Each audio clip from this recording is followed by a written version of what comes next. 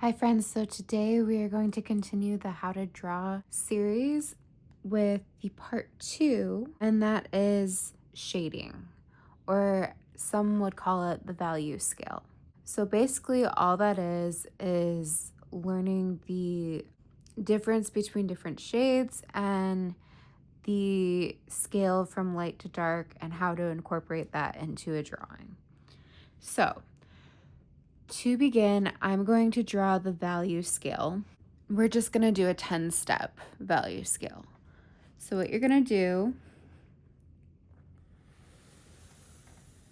is you're going to draw a large rectangle.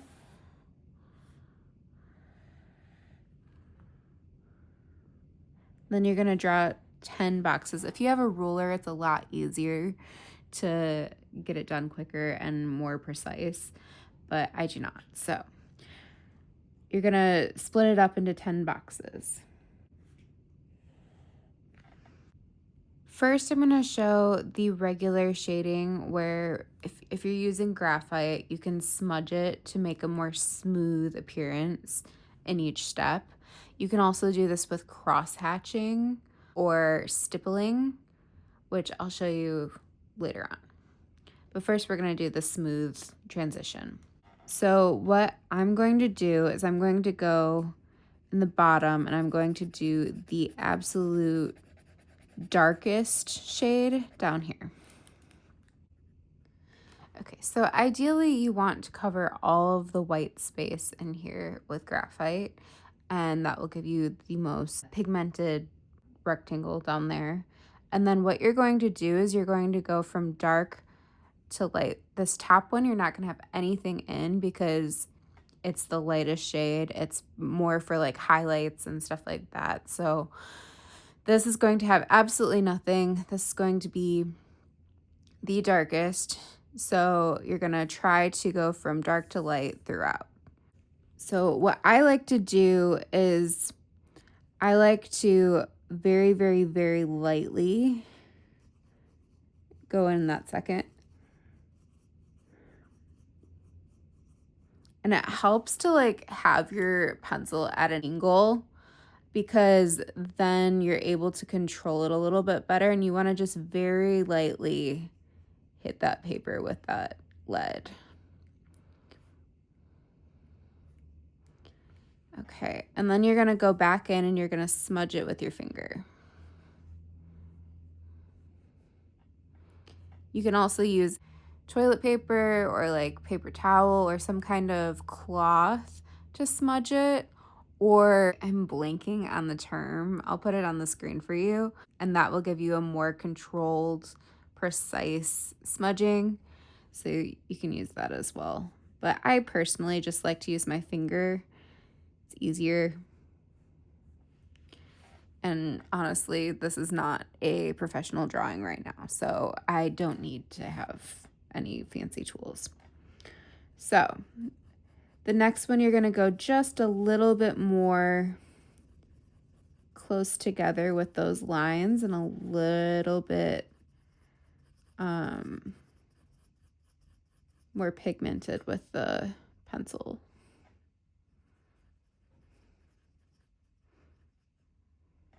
That looks about right. So I'm going to smudge that.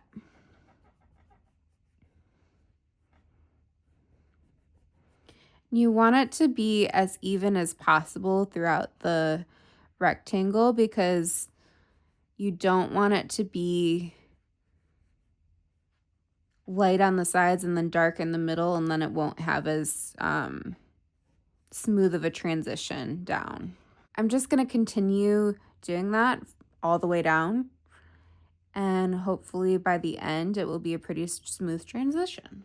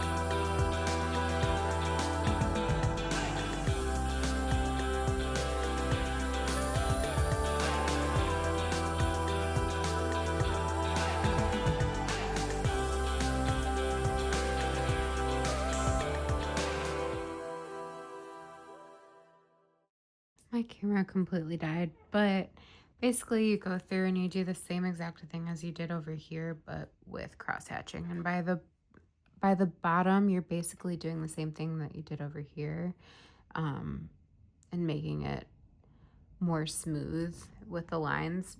There's going to be a little bit showing through to show that cross hatching pattern, but it is more condensed like this. So next you can do stippling, and that is the same thing, but you do it with dots.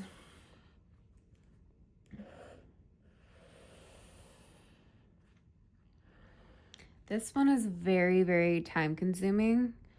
So I personally don't like it that much. But it does give you a more grainy feel, and some people like that. It's particularly good for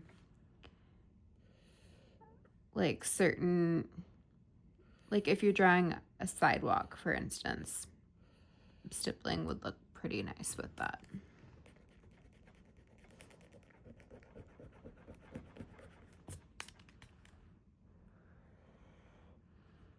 Okay.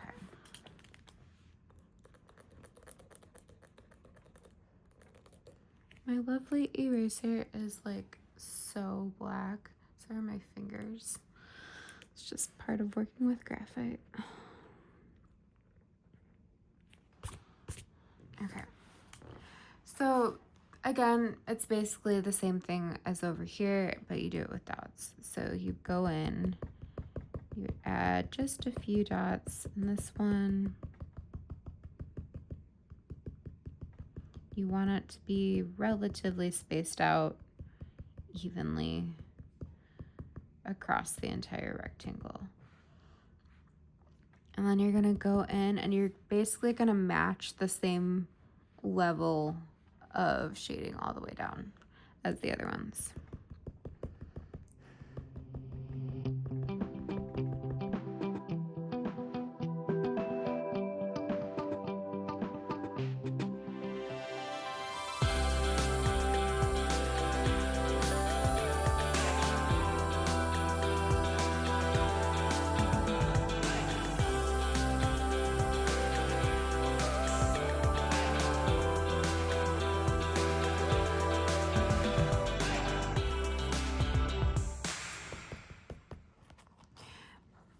I'm not going to finish this. You get the point. You basically do the same thing all the way down. You just keep adding more and more dots, so it's more and more condensed by the time you get down, and it's a slow progression. So I'm going to move on to the next part, trying it out on different shapes. So I'm going to do 3 different shapes. We're going to do a circle that we're going to turn into a sphere. And then we'll do a cone.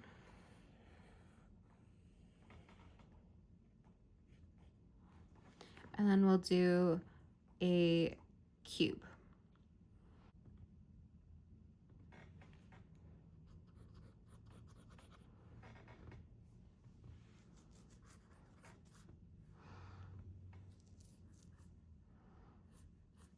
Okay, once you have your shapes drawn, what we're gonna do is we're gonna pretend that the light source is coming from this top corner, okay? That's our light source. Now, when you're looking at these shapes, if the light source is coming and it's hitting this ball right here, this is going to be your lightest part, which means the exact opposite will be your darkest part.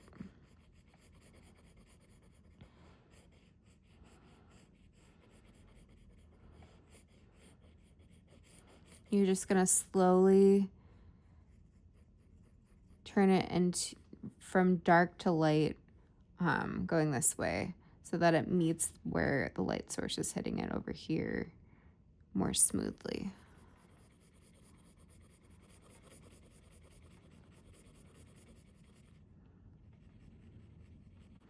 You want to keep your strokes going the same way, just so it looks more uniform.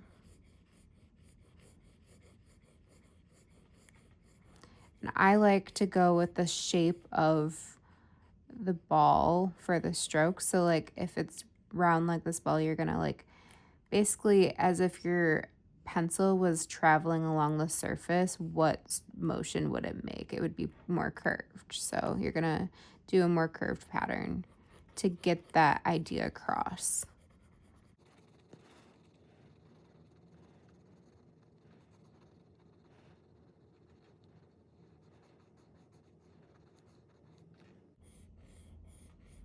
Now it's also going to be very dark under here because the light source is above it. So all under here, there's not going to be a whole lot of light coming in here as well. So I'd say the light would probably start to hit it in here. So that's where it would start to transition to a more lighter shade.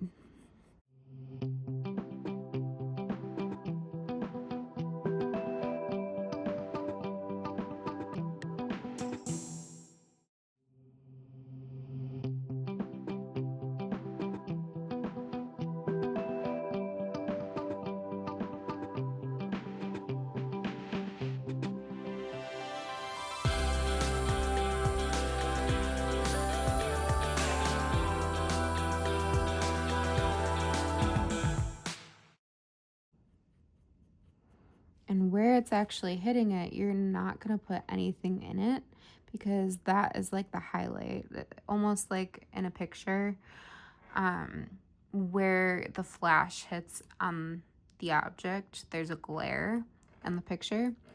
It's the same thing with the drawing.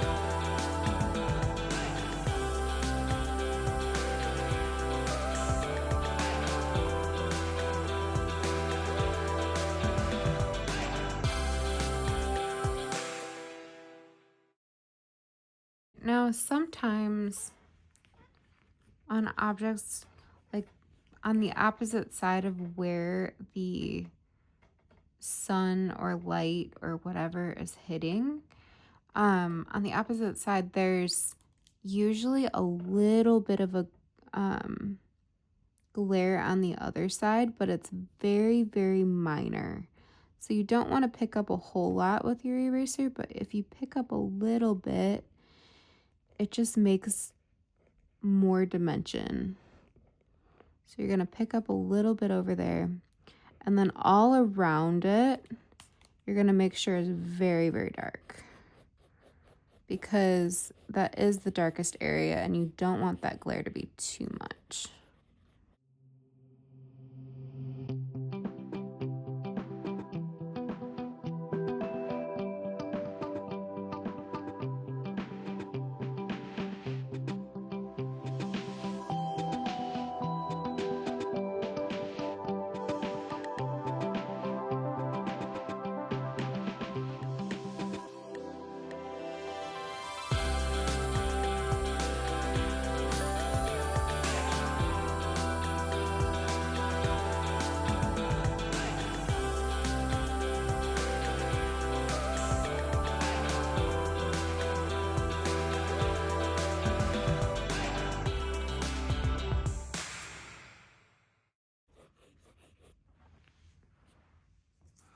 Okay, so that is your ball. Now we're going to move on to the cone. So this is the same thing. If the light source is hitting more up here, all from like here over, the light source is not going to be able to hit this side very well. It will a little bit at the top because it's almost above it. But from like here down is going to be pretty dark. It's going to slowly get darker as it gets down to the bottom.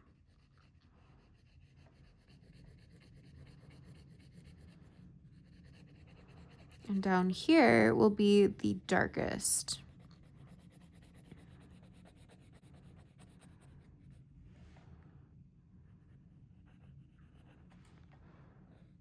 So it's going to go on like a curve like that.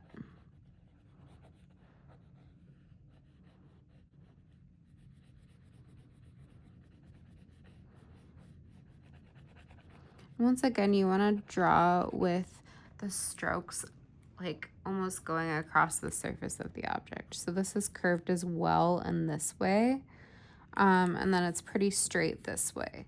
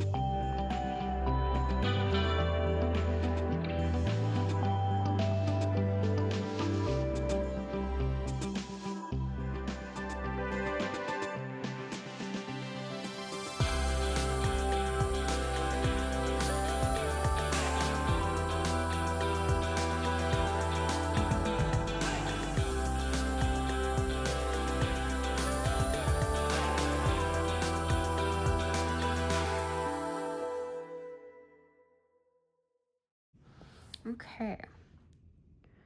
Now let's move on to the cube. So cubes are a little bit different because the surfaces are flat, so the light distributes a little bit more evenly. So if this is above, this area right here on the top is going to be the lightest. This will be the medium side because there's still a little bit of light hitting it, and then this will be the darkest. Now there will be a little bit of a gradient factor, like this corner is still going to be much lighter than the corners over here or over here, but it's not as much of a gradient factor as these. So let's do the darkest side first.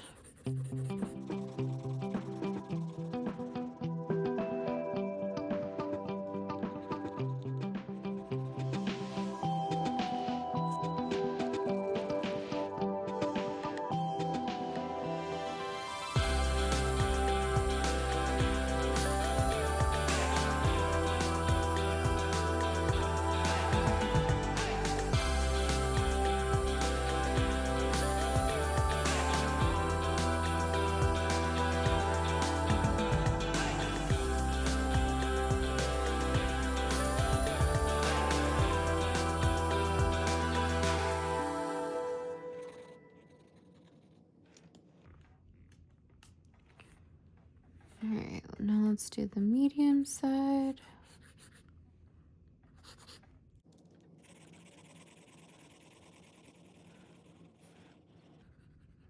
So this corner right here is going to be the darkest.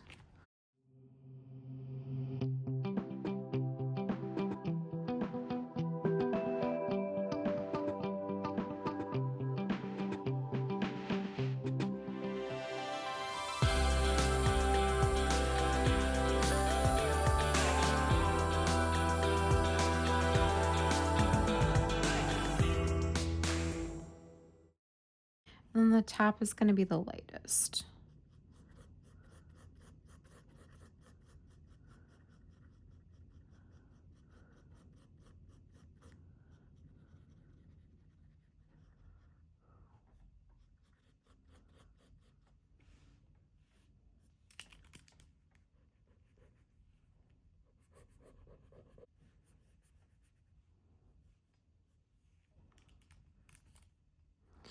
All right, now there's going to be a few glares on a cube.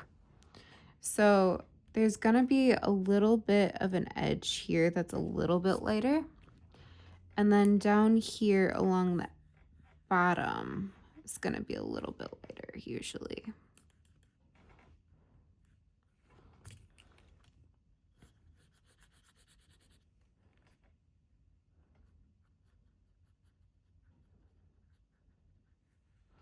Okay, and then on this side, this could go a few different ways. Sometimes it's in the middle. We're gonna stick with the bottom. Usually there's something along the bottom, and then this top or side edge right here.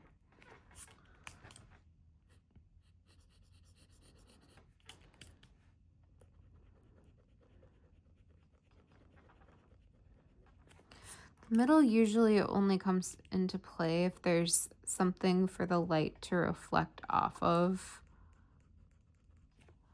on this side of the cube. But if there's not, then there's not usually a whole lot in the middle.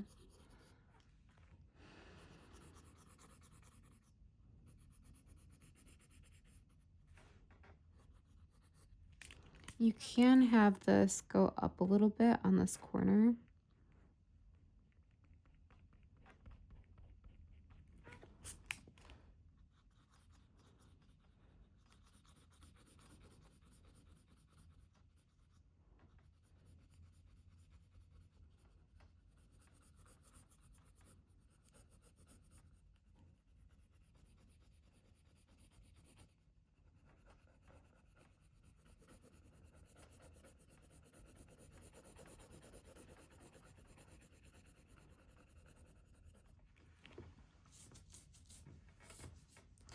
Okay, so you have your cube. Now, if you want to do shadows, those are going to fall. You're going to have a line going this way. So if the light's hitting this way, you're going to have it go pretty flat. You can have it a little bit under it if you want. But you're going to have it pretty flat and have it go this way. Just under the darkest areas of it. And you're just going to take it out as far as you think the light would reflect.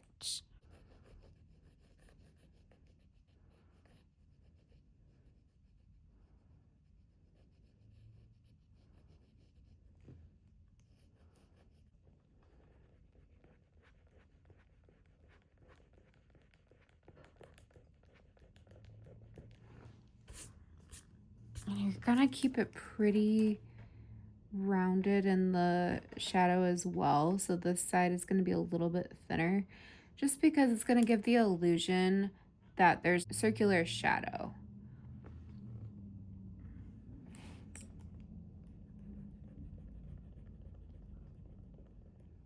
And then you're gonna do the same thing for the cone. It's probably gonna fall more on a diagonal this way. So what you're gonna do is you're going to have the shadow come out from either side over here. And you're just gonna have it create that cone shape,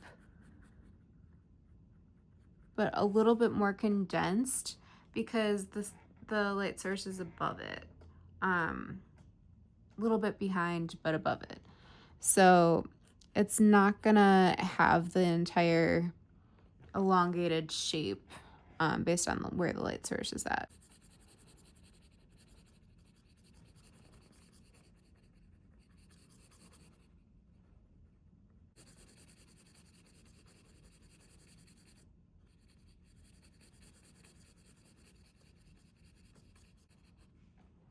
Okay, and it's gonna be a little bit darker the closer it is to the shape.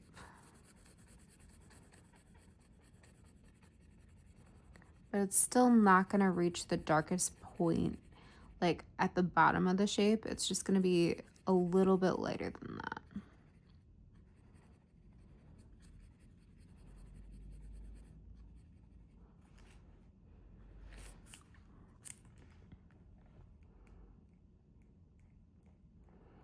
And there would be a glare in here. I didn't add that.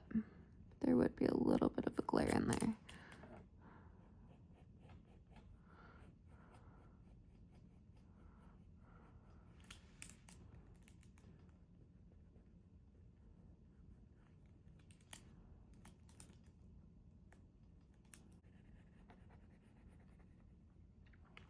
Okay, and then you're gonna do the same thing with the cube.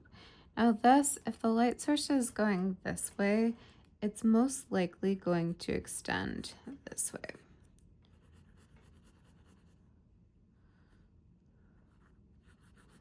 On the same line as the side of the cube over here. It's just gonna continue that pattern and then, yeah, cut off like that. You can have it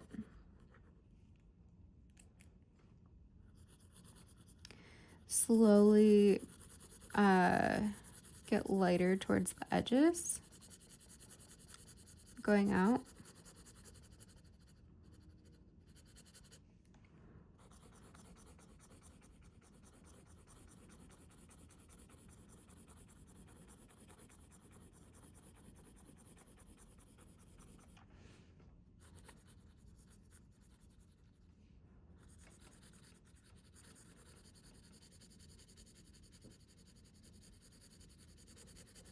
It's gonna be darkest at this back corner.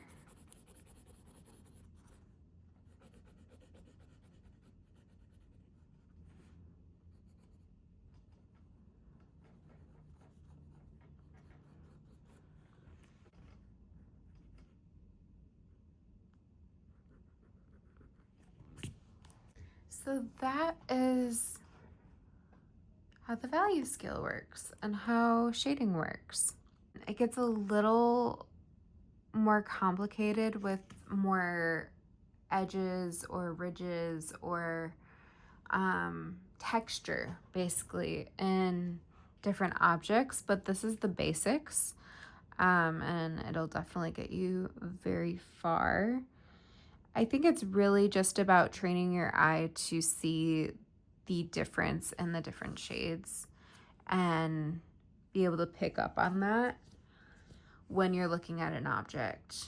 I feel like that's a lot of the harder parts of being an artist, is picking up on the little details of things. And I think if you guys are up for it, I can totally do a video about some tips and tricks on how to train your eye to pick up on different shades and things like that. So that is it for the value scale. I hope you guys enjoyed it, and please like, comment, subscribe if you are enjoying this content, and let me know if you would like me to continue this series or if you guys have any ideas of what you guys would like to see.